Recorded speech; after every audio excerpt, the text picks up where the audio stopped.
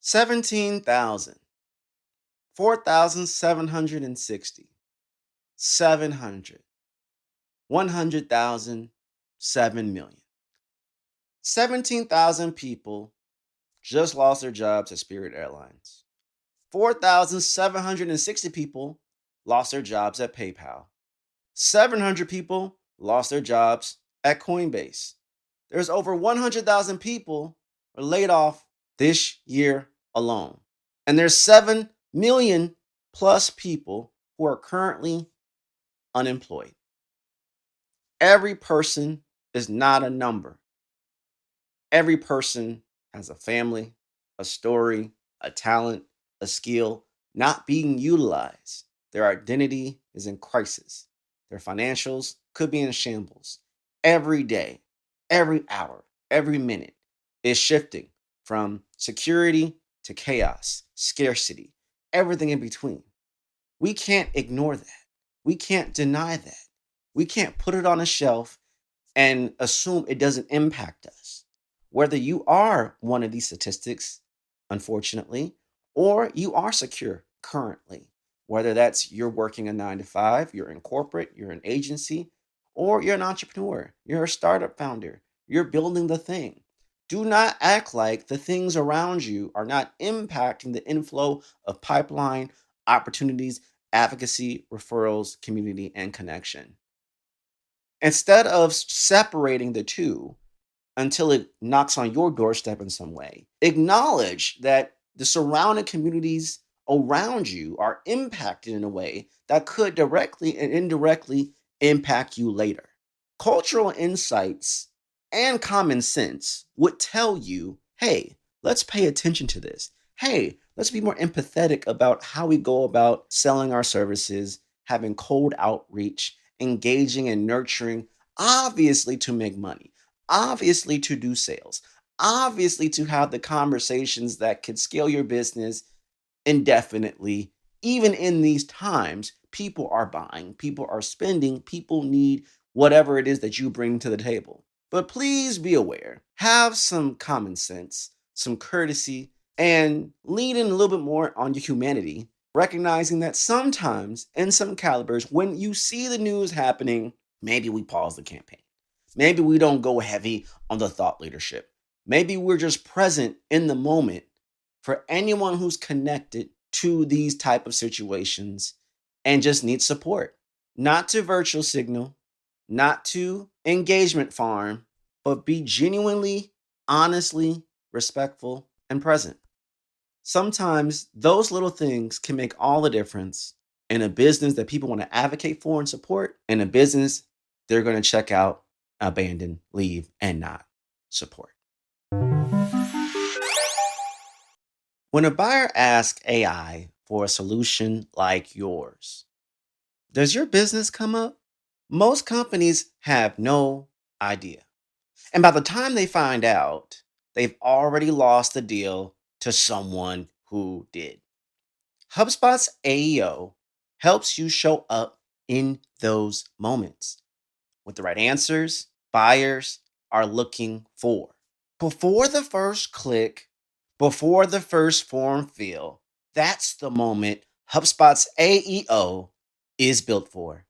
Check out HubSpot.com, the agentic customer platform for growing businesses. I'm adjusting how I'm approaching business and how I'm approaching life. And I'm going to tell you how my little girl has anchored me in doing so. And no, this is not I'm about to vomit you about dad and family commonalities on this episode. It's simply an anchor and a shift forced that caused me to wake up and realize some things I have been conditioning myself to do and embrace throughout my entire career. I've spent most of my years going all gas, no brakes to grow. But too often that meant sacrificing my health, my family, my time, my peace, my own creative energy, my own business momentum, my own nervous system. And sometimes the sacrifice for other people's growth and other people's gain and not my own didn't do well for me. And I think now that AI is being integrated everywhere, we feel this pressure, this energy that we are required to do this technology, integrate it, and move even faster, higher velocity, higher volume, touching all these different points. AI, as great as it is, can't do everything for you indefinitely, perfectly, customized to your unique style, your unique life, for your unique audience and avatar, and not to mention the execution, the optimization, and analysis for modifications to condition to where your life is actually moving forward in a way that makes sense. Yeah, for the hours you may save writing an email, a proposal, creating ideation or content drafts. That doesn't mean those things, though it does add up, is going to give you the optimal life that you want. Let's not fall into that mirage or a trap that these solutions alone, as fast as they're growing, of itself, was still without the right infrastructure is going to really make that difference. Because I'm seeing a lot of people trying to low key become a machine. When the question we really should be asking, how do we become more reliable, more productive without becoming less human? I want to challenge you as I'm challenging myself, I'm reflecting, is let's dismantle sacrifice. What's up, digital world? You're listening to the I Digress audio experience with Troy Sandidge. Social media, marketing, storytelling, business, culture, and more.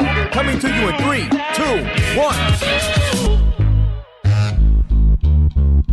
Sacrifices should not be the default to grow. Sacrifices are not the default with the right systems in place. Yes, sprints are necessary, but a sprint is different from a lifestyle. A sprint has a reason, a start, a finish, a communication plan, a recovery plan, a purpose everyone understands. That's how you grow without silently making your family, your partner, your health, your peace, all of it pay the invoice. Planned sprints can hold people together. If you're an entrepreneur, if you're a startup, if you're a founder, you hear all these stories of how they almost lost their partner, they lost their friend, they lost so much time. They were martyrs of their own growth and dedication. And for what? Years of just losing their humanity for this one thing. They got the IPO, they flipped, they got the 7-figure, the 8-figure, they sold the business, and they look back and it's like, look at all the carnage along the way just to obsess over this one thing that they thought was going to solve everything, and they were left void. People treat growth like endless pancakes at Denny's. It sounds good until your body is like, sir, we have made a terrible, terrible decision. Again, sacrifice is sometimes necessary, but sacrifice should be named, timed, communicated, purposeful, and recovered from. Not assumed, not hidden, definitely not permanent, and not dumped silently onto your family, your body, your mind, or your peace without their consent, yours included. That's the difference between a sprint and self abandonment. A sprint says for the next 10 days, or for the next month, or for the next 3 months, or shoot, I'll even give you the grace of for the next year with grace and patience and breaks. I need to push hard because this matters. Here's what I'm protecting. Here's what I'm pausing. Here's when I will come back. And here's my why. Versus saying, I'm always unavailable.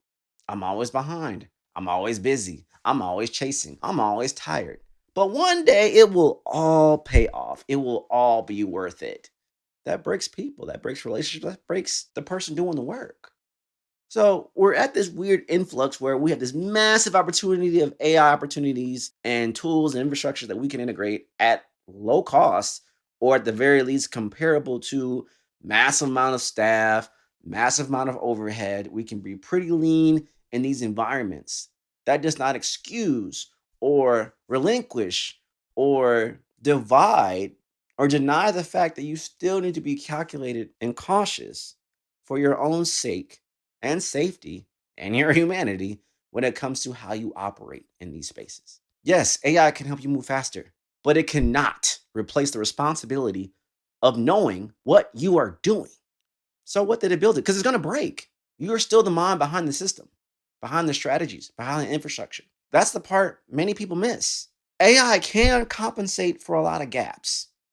But if you do not understand the source material, you are outsourcing judgment, not just execution. And that can get very, very dangerous. Tech can support the system, but it cannot become the source of self-trust. This is where I'm shifting gears and I'm leaning more into analog. Yes, I've embraced the Bujo bullet journal lifestyle. And for someone who's neurospicy, who has a lot of mind thoughts and can't rest without getting it down on paper and structure, and I have used so much technology, so much things to integrate, and I'll make these beautiful systems and infrastructures to manage my day, to manage all the different things of me as a polymath between a speaker and a podcaster and an entrepreneur and an agency builder and all these different things I'm trying to do, doesn't equate to moving things forward in a way that seems like a straight line and simple. The very, very principles I outlined in the very beginning of my book, Strategize Up, the greatest, fastest, most efficient way to grow is a straight line. And a straight line is simple. We can complicate things under the disguise that all of these tools available to us is going to make it all better overnight and relinquish us of the pain and the friction that comes with simply growth. It still requires effort. It still requires energy. You could snap your finger and be in the best shape of your life. But if you don't have the right principles and practices and habits and discipline and infrastructure to actually sustain that, 3 months, 6 months from now, you're going to find yourself back to where you were.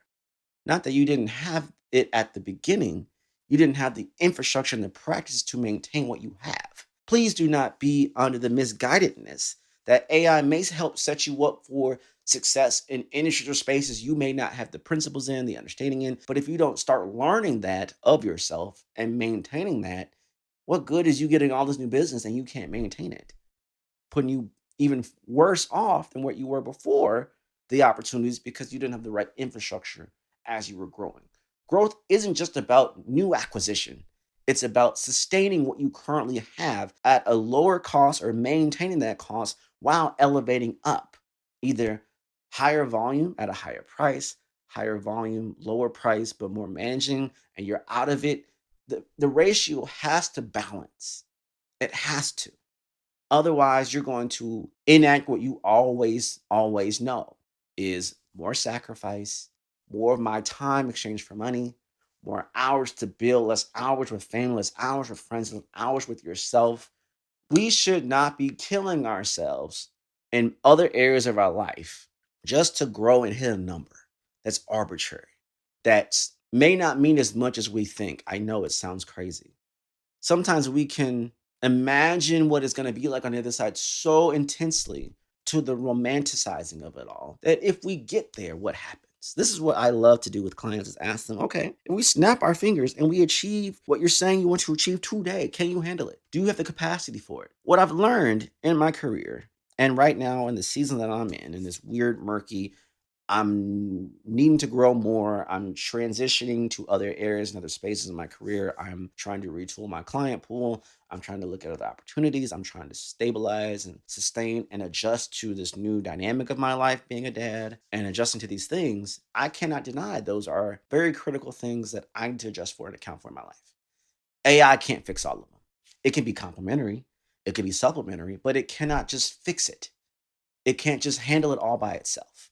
Don't care how many tokens you have, don't care how integrated the systems are. You're still a human behind it. And you have a limit. You have limitations in all these different things. So I can't be all gas, all brakes. I can't be in sprint mode 24/7. You can't default to just sacrifice everything else for this one thing obsessively in the hopes that you're going to be upon the 1% of the 1% of the 1% that achieve this massive amount of growth and then all will be forgiven. Your decisions and your pursuit of growth impact everyone around you, whether you want to admit it or acknowledge it or not. This is not me casting judgment. This is not me being philosophical. It's just the truth. However you process that notation and that data point is your decision alone, but let's not act like it doesn't impact it.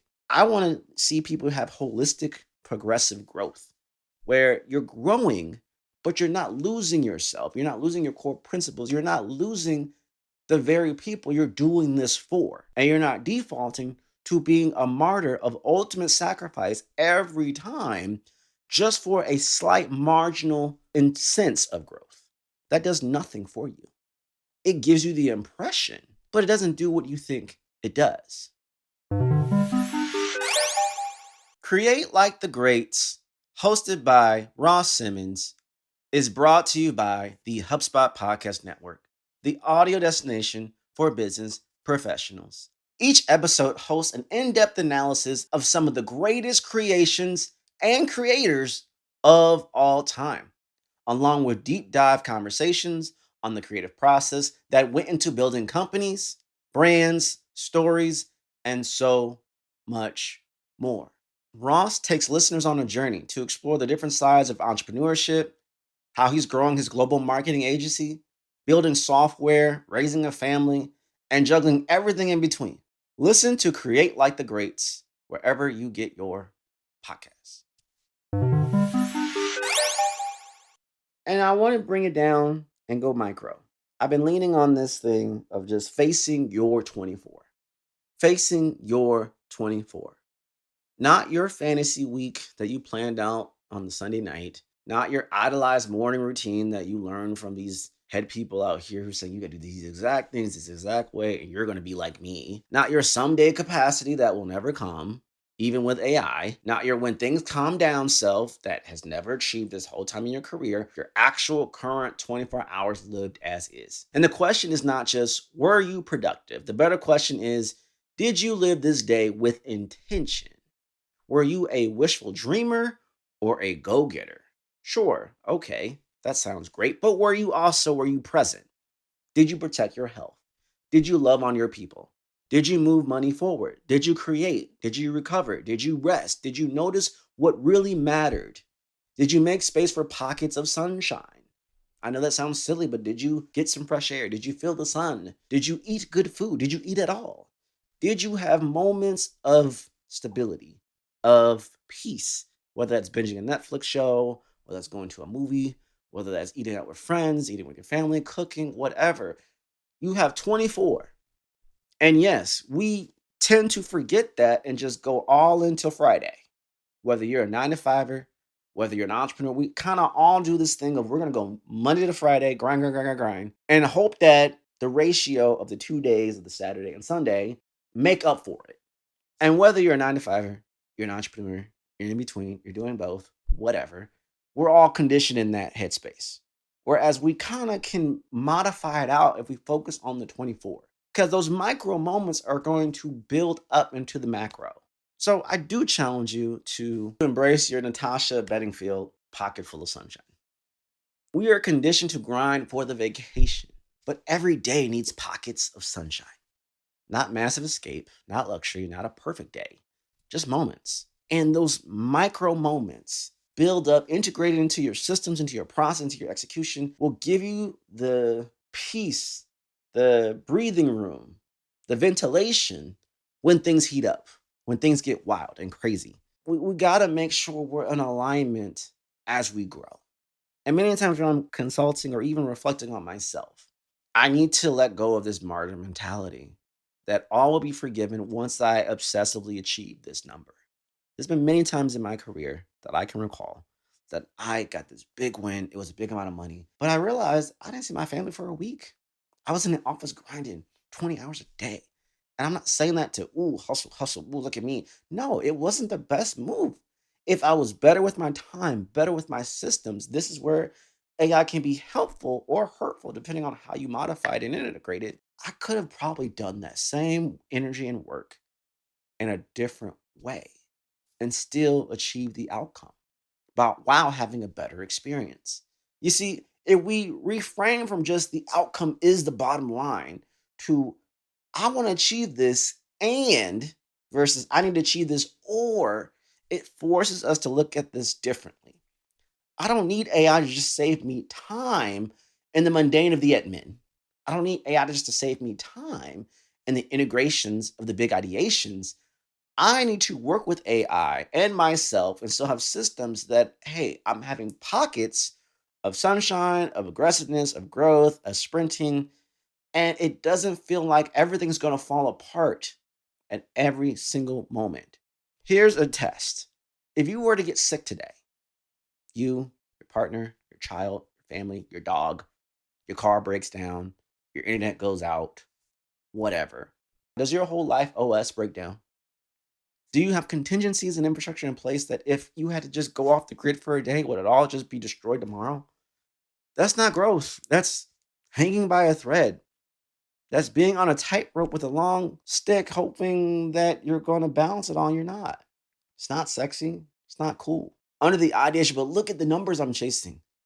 That number's still going to be there.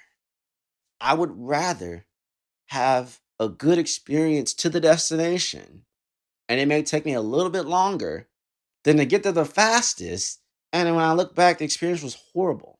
It didn't even matter, to the point where it actually ruined the destination. It didn't feel as good. Again, money is subjective. Yes, that number's still the same. But if I got it without doing a lot of work, it feels a lot different than me grinding 24/7, getting it, and then being totally exhausted. I can't even enjoy it. I can't even think about it. Or worse, I got it, and because of all the debt I had to do to get it, the payback took it all away. And I have the impression that look how much I've made, but how much have you kept? How much have you sustained? If we think of that same way with our life OS, and not just this arbitrary of growth that we all have different ideations of, kind of like different religions, it's just, at the end of the day, you just want to be happy. You just want to create something for yourself, or create something with someone else, or create someone for someone else that creates the life that you want in tandem to the success and the identity that you are chasing. And if we can find a balance between that, you're good for a while. And sometimes that is okay. And I think that's the hard part about this journey. And that's the hard part about whether you're an entrepreneur, you're not a fiver, you're trying to go for a promotion, you're making a career shift, you're in unemployment. This is where I'm also asking and employing people to be more empathetic, not only in this season, but in life. I know many times people say nice people finish last. I like to think that really nice people with the right intent in time will get to where they need to be. It's not always about being first. You just want to achieve your destination, achieve your goals in an experience where you're not feeling like you're losing yourself. And that's the key. That's the critical thing to remember. And that's a wrap. We hope you enjoyed this episode of I Digress. What was your takeaway? Care to share your thoughts and tag Troy on social media? You can find him on all platforms at Find Troy. Don't forget to like, subscribe, and leave a review or comment for this episode from wherever you're listening. Looking for a marketing strategist to build the structure, strategies, and systems you need to get the success you want and the ROI you desire in your business? Book a discovery call to talk with Troy at findtroy.com. And as Troy's philosophy goes, imagination is the engine, content is the fuel, social media is the highway, marketing is the roadmap, sales is the destination, culture is the GPS. Thanks for listening.